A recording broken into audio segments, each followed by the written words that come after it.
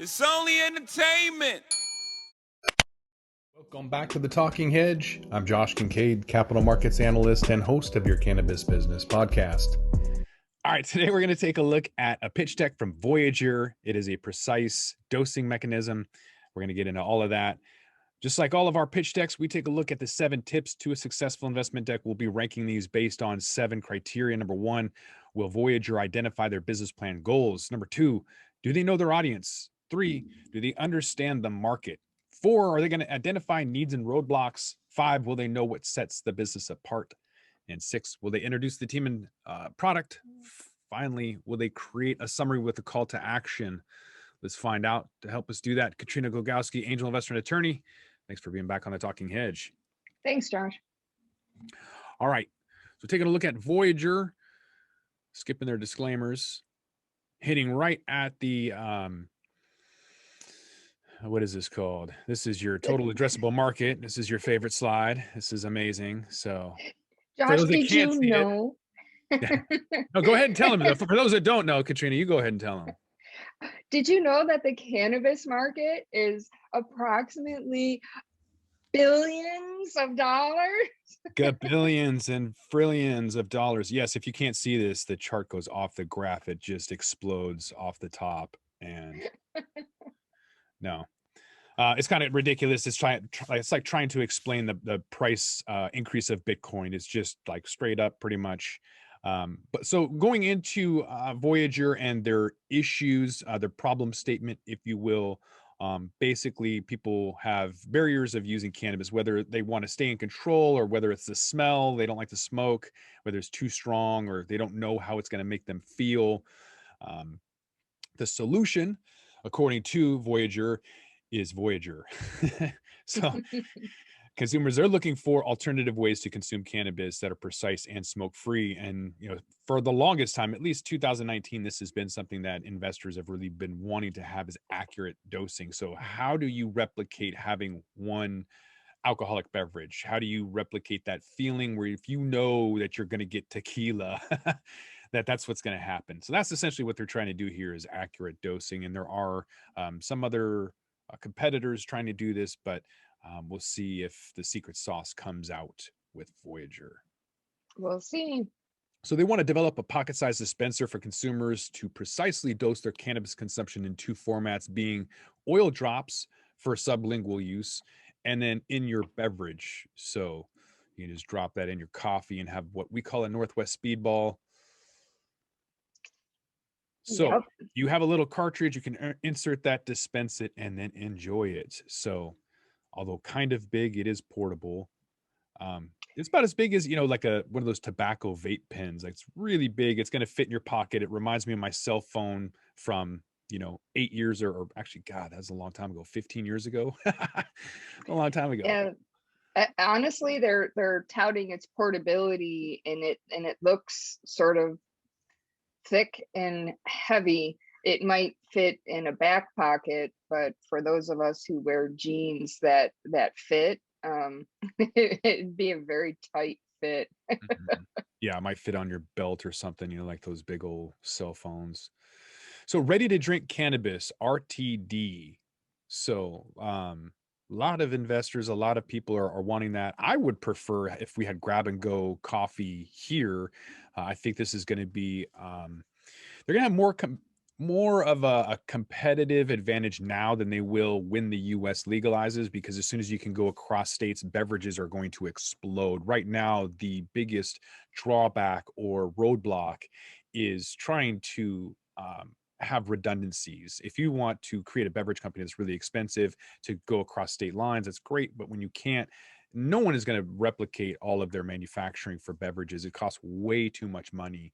So this is an alternative to that scenario. So right now they've got first mover advantages of trying to get ready to drink beverages into the market. They just are hopefully going to have some strategic partners to help them along the way. Yeah, I think this is a proposed solution to the expense and manufacturing of the beverages, Josh. Mm-hmm.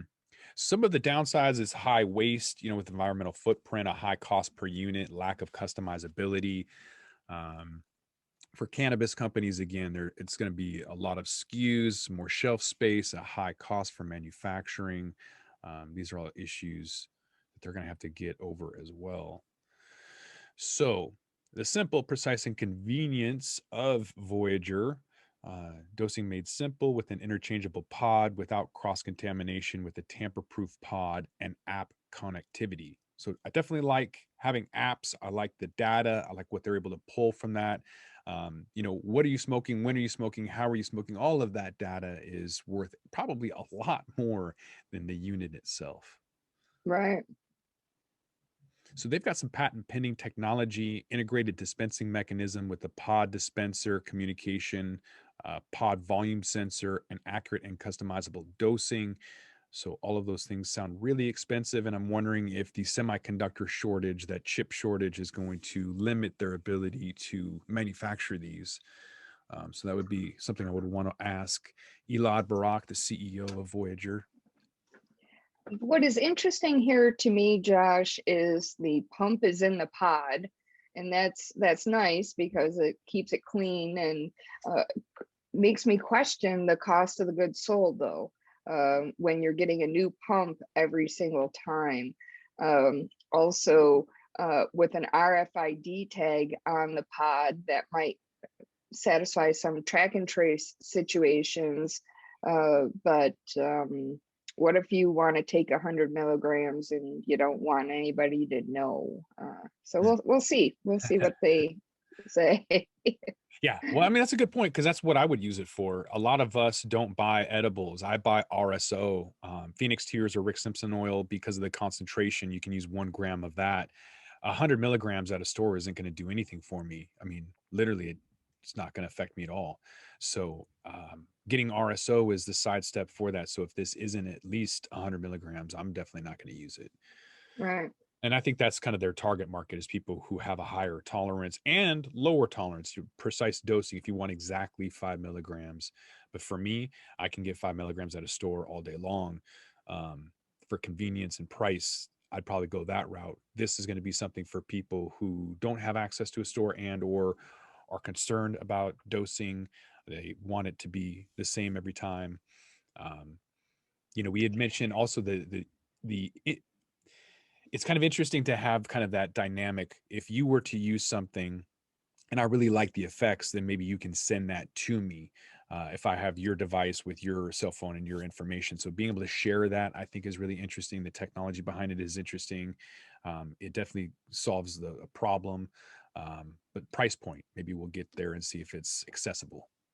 I do like the sharing aspect. Hey, I tried this product, this Blue Dream, and I had these effects. You should try it too.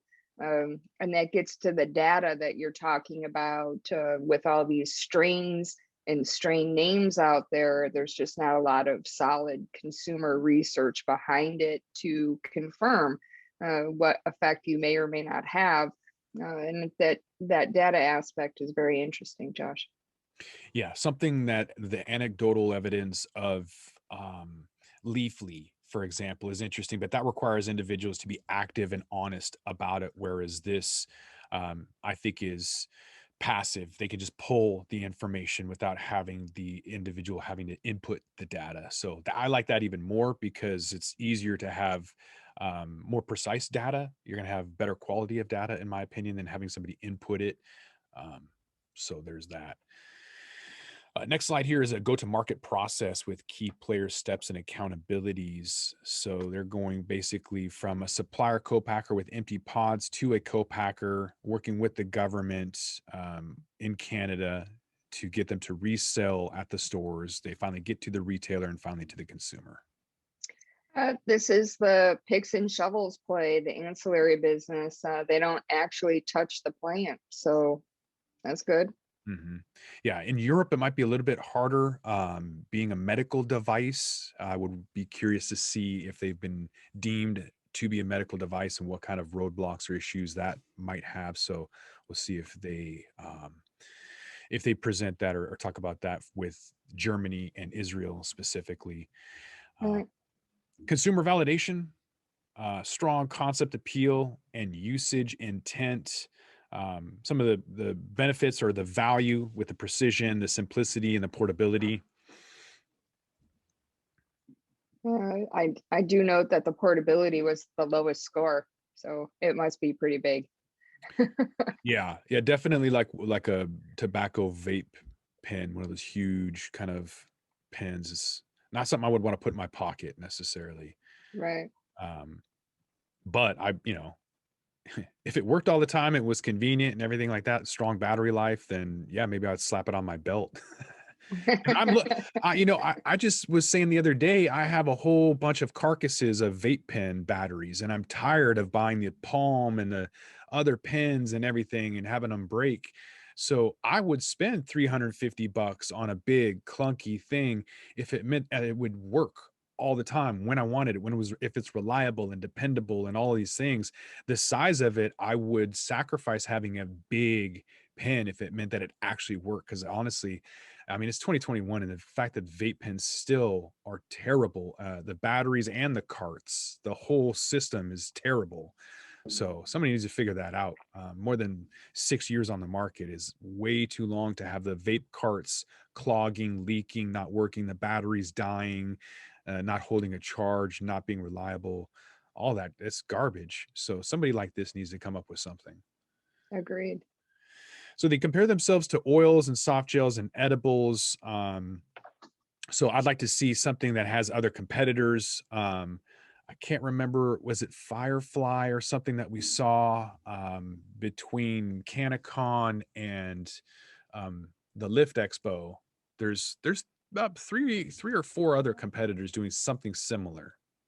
Yes, I'm going by memory here, but I think Arrow has something. I think Rika has something very similar, and Rika definitely has been on the market for 2 years already, if not 3.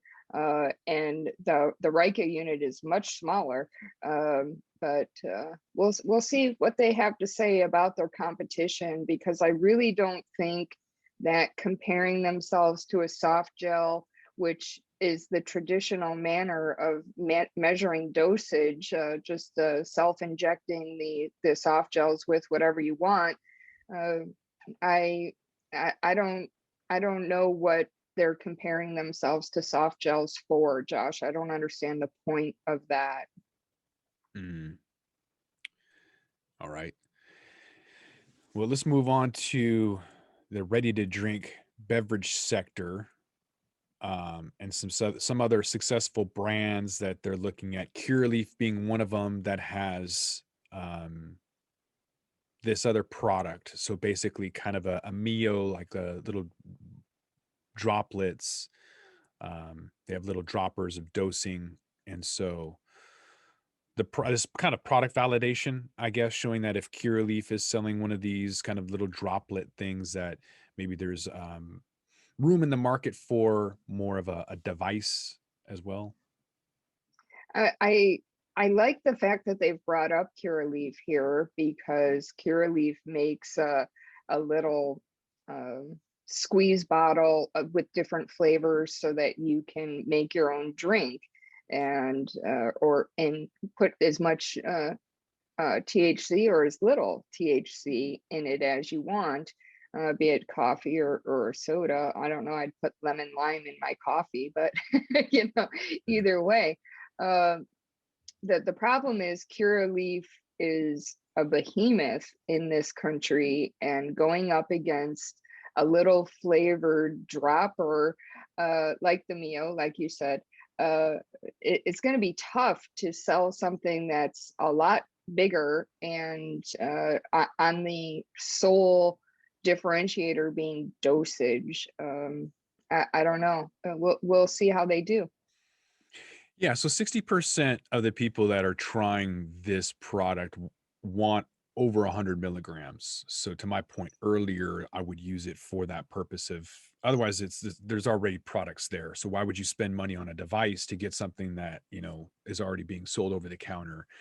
I think one of the biggest roadblocks they're going to have is not having somebody like Curaleaf, a strategic partner to fill those proprietary pods, has been an issue we've seen over and over again. You know, we've traveled to places like New Mexico, and we've seen pitches where they've had tabletop units that are really neat that make customizable oils and everything else, but all of those carts are proprietary and require every single farm to then fill your special unit. I just don't see that happening in a regulated market like the US, where each state is different. For the same reason you don't see infused coffee in all of these states, it's because it's really expensive. So if you can find one single producer, like, you know, cookies, for example, then they can carry that to all of their markets. Cureleaf has that option now. And so that's what I would roll with in Canada.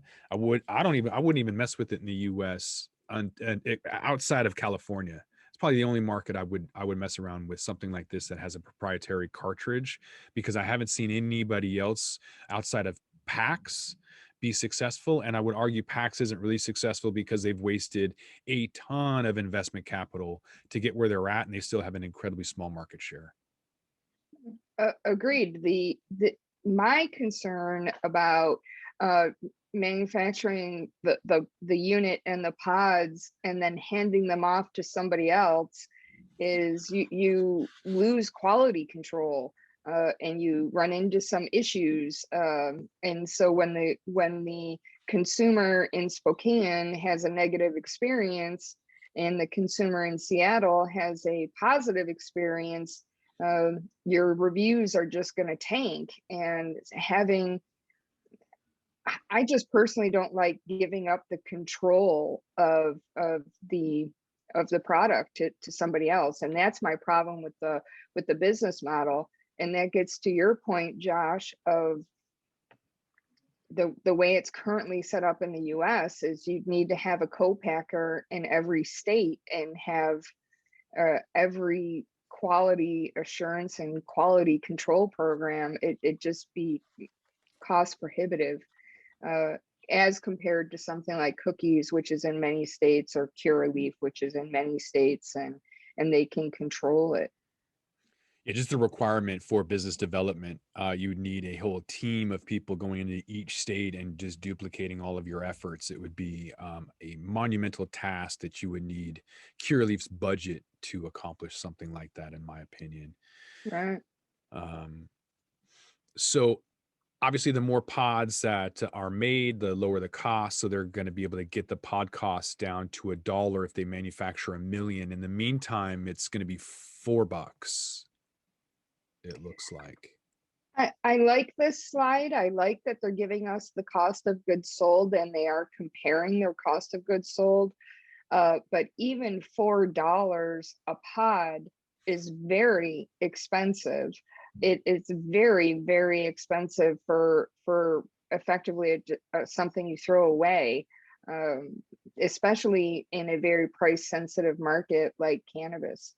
Yeah, in Washington State, that $4 cost would be a $12 cost to the consumer, as the retail shops triple what producer and processors sell. So in case you didn't know, it's not vertically integrated. Retailers are separate. They set the price in Washington State, and it's 3x. So 3 of your cost of goods sold is not something that consumers, they're not going to spend $12 on your packaging. Right. Not here, not ever. So I think that's going to be an issue. That 75% gross margin is going to have to come way down in order to compete against other vape, products, vape pens. It's not a ready to drink model, but it is a product you're going to compete against. And so all of those costs are going to have to be taken into consideration. Certainly, especially when your competition is just a bottle and a dropper with milliliters marked on the side. Exactly. Yeah. And the soccer mom doesn't want the ritual. They want just the dropper, the bottle, and then they're done. They don't want the dab rigs, the torches, that's why the pre-rolls are white women 50 and older. It's a very interesting demographic, but they don't want anything else. They want to light it, they want to go, and they don't want to have anything else with them. So yeah, something to think about. So looking at the milestones or a roadmap here, working prototype was happening last year. They filed some patents in the meantime. co-packing partnerships and branding partnerships approved for sale in Canada. That's huge. That's going to be that happened fourth quarter in 2020. Looking at some other strategic partnerships, and they are ready to manufacture as we speak, second quarter 2021, with full scale manufacturing ready to launch here as shortly as next month. My bias against products that haven't been sold yet. Right. Yeah, show me the money, right? So let's see what their intended revenue is. 10 million for next year, 59 million in 2023, and 132 million in 2024, with the bulk of that being in the US. So I'd like to see how they're going to do that, because this model, I think that those financial projections are asinine.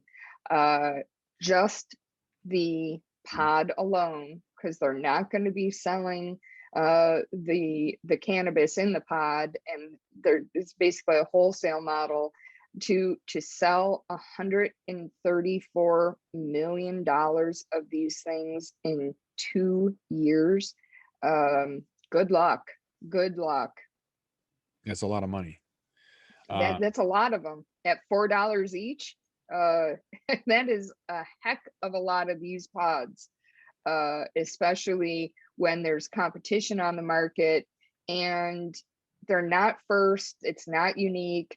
I really, really question those numbers, Josh. So they're saying their quick expansion is due to their focus on the hardware, not the cannabis, and their scalable business model with regional partners to run the ecosystem with local co-packers. So that's their plan. They show some potential acquirers, so with exit opportunities across vape pen hardware companies, cannabis, alcohol, tobacco, big pharma, and CPG companies. I think they're some of the information on this slide relating to an exit. First of all, I'm very glad they have an exit slide. Investors always want to know how they're going to get their money back. But I think that this is misplaced. PAX is not going to acquire this company. They already have their pod unit and they're already established. And it's much smaller than the Voyager. Big tobacco, big alcohol, which they have listed as possible acquirers. Philip Morris already has their vape unit. They're done. They've invested billions of dollars. It's already on the market and tested in Israel. They are not going to acquire Voyager. The only possible acquirer on this list is Jazz Pharmaceuticals. And Jazz Pharmaceuticals is a pharmaceutical company, of course, but they care about dosage and they care about milligrams when you are giving medicine to babies. Accurate dosing is very important to them, but it is so important to them that they would develop their own.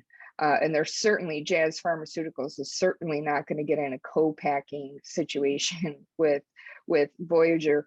So while I applaud their inclusion of an exit opportunity slide, I think that their listing of potential acquirers is a little off base, Josh, just like their comparison slide is a little off base. They did mention the team. They've like that. We got the CEO, chief operating officer, president, and an advisory board. I like this. I can look up these people. They provide their backgrounds. They have a breadth of experience, all of which is important. So good on them for including this slide. Mm-hmm. Yeah, like how they listed out in the companies down here. You can kind of just take a quick glance and see it. So that's good. And the Levo oil infusion is, so this is a product very similar to his, a desktop unit though. So he should be able to find out from Christina, the CEO, how she was able to go out and get strategic partners. So Obviously, having organogram, that's going to be huge on the board of directors. So Did PepsiCo. levo ever take off? I mean, we saw that at the marijuana show several years ago. I never saw it on the market. Did you? So I've seen the levo on like Facebook being sold. What we saw on the marijuana show is a different product. I don't even remember what the name of it is, but no, they're still looking for capital. They're still pitching. And I think they're still running into the same issues of trying to find enough people to fill their proprietary carts. It's Right. it's hard to do when you have 30 something odd, different carts that need to be filled. Like, how many people want to sign up for that? It's when you don't have customers demanding it, it's hard to kind of, in the cannabis industry, there's so many ideas. Business development is really challenging because there's a lack of focus already. So, Right. all right, investment opportunities, series A round. I think they're looking for 1.6 million US dollars. This is troubling, Josh. Pre-Series A, they're trying to raise $1.6 million, which honestly is not a lot of money.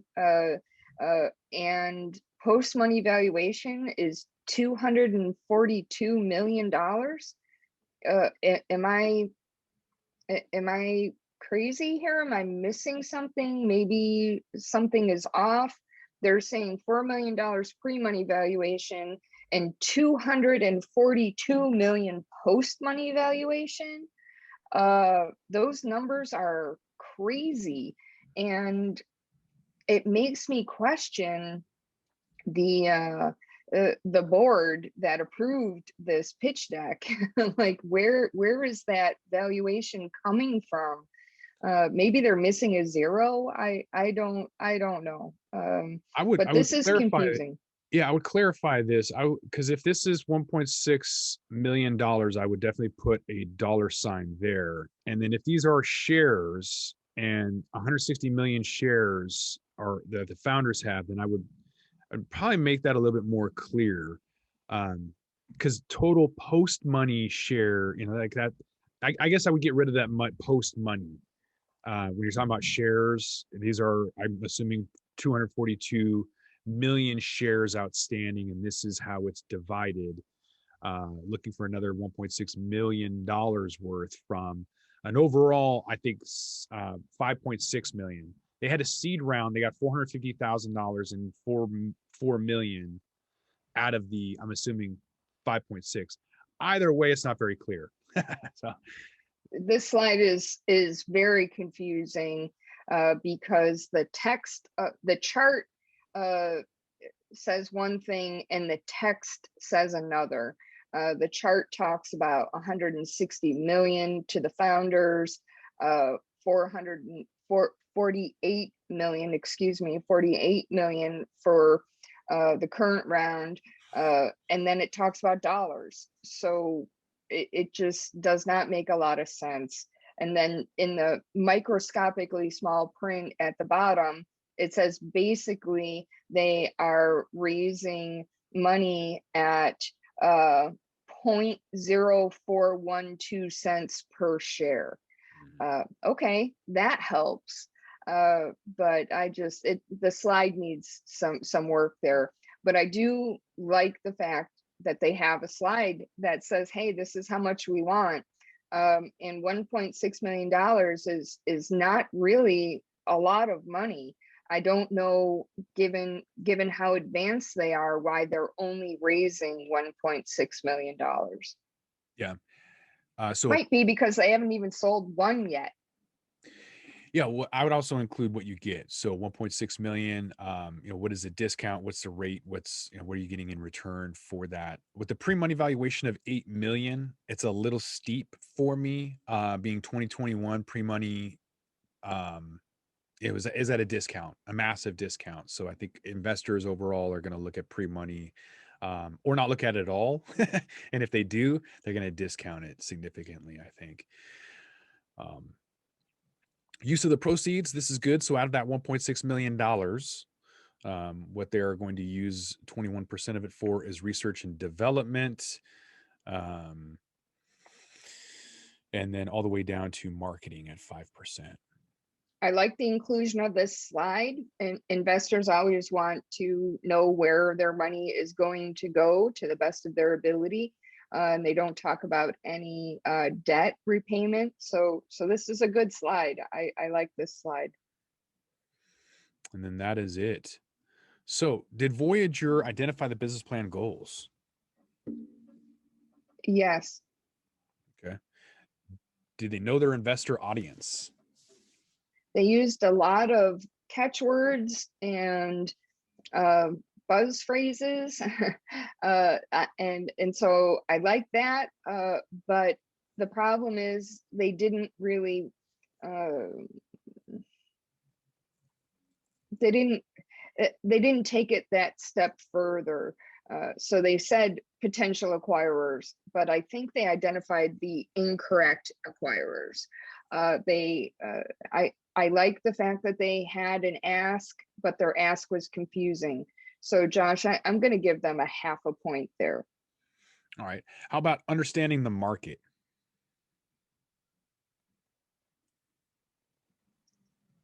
I think that they went out and tried to understand the dosing market, but I don't think they made it there.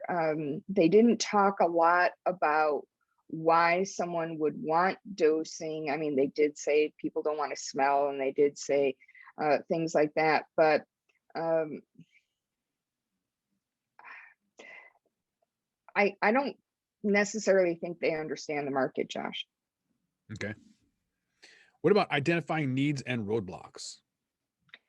That sort of gets to the understanding the market as well that you and I discussed, where reliance on co-packers is a very, very difficult business model, and they did not talk about any type of QA or QC program to bolster their reliance on these third parties. So understanding the market and their failure to identify these issues as roadblocks makes me question their understanding of the market. So both of those in this case sort of go together for me. And I don't think that they have really addressed the needs and roadblocks. And specifically, if they're going into Europe, is this a medical device and has it been approved? Mm-hmm. Yeah. Medical device would be huge, as well as trying to get strategic partnerships. I would have probably emphasized that a little bit more, because I think that's going to be a massive roadblock. Mm-hmm. Yeah, like talk about your partnerships with Organogram, what you learned from Levo, and how you plan on getting it. How plan on how you're going to make $132 million in sales. I think that's important. And I guess that's maybe involving a little bit more of team, business development, and I mean, not talking about who's going to do what, but how you're going to get there, I think would probably give some people peace of mind a little bit. They did introduce the team. It did introduce a product, so they're going to get a full point for that. But I think like you mentioned, are we getting ahead of ourselves? Did we talk about a secret sauce? We didn't talk about secret sauce, All right. but it goes, in this case, Josh, you have the understanding of the market, the roadblocks, and what sets your business apart. They in this case, they're sort of intertwined. They didn't address who their true competitors are. They did mention Curaleaf, but Curaleaf does not have a dosing device. Curaleaf has a little squeeze bottle. And so do you really want to compare yourself to a squeeze bottle? If you do, and a squeeze bottle is your nearest competitor, why would I buy this dosing device? Because I can measure by milligrams. You and I talked about the make your own drink, even their own graph for make your own drink. Those people are looking for 100 milligrams. They don't really care about 1 or 2 milligrams. So 3, 4, and 5 market roadblocks and secret sauce, I think they struggled with here, Josh. All right. So creating a summary, did they have a call to action? At the end, we did get, an ask. Wasn't totally complete with details on discounts and the like, but they did create a summary. They did. They had an ask, so I'm going to give them a point. Their ask was confusing, but at least they had one. I think that if they retooled this pitch deck with more accurate comparisons, do not compare yourself to a soft gel, do not compare yourself to Curaleaf's squeeze product, and flesh it out a little bit, they would have done a lot better. And just simply on their ask slide, don't interpose dollars and shares because it's confusing. And then the last piece of advice that I had for them is their financial projections going from $10 million to $132 million in 2 years. How in God's green earth are you going to do that when you're not unique and your customer base is pretty small? I think they can flesh that out a little bit. And then the last piece of advice I have for them is it doesn't appear that they've actually sold a single one of these. On their timeline, they said that they're going to be in production in Q2 of 2021 with full manufacturing in Q3 of 2021. So if you haven't even started producing them yet, how have you sold any of them yet? And I would flesh that out a little bit as well. Mm-hmm. All right. Well, I think that about wraps this one up. So, all right, let's roll this one up. I want to thank my guest, Katrina Glogowski, angel investor and attorney. Thanks for being on the Talking Hedge. Thanks, Josh. I'm Josh Kincaid. This is the Talking Hedge. Don't forget to like, share, and subscribe, or don't. And I'm out. Forget to smash that like button on your way out and check out these other videos that we've got.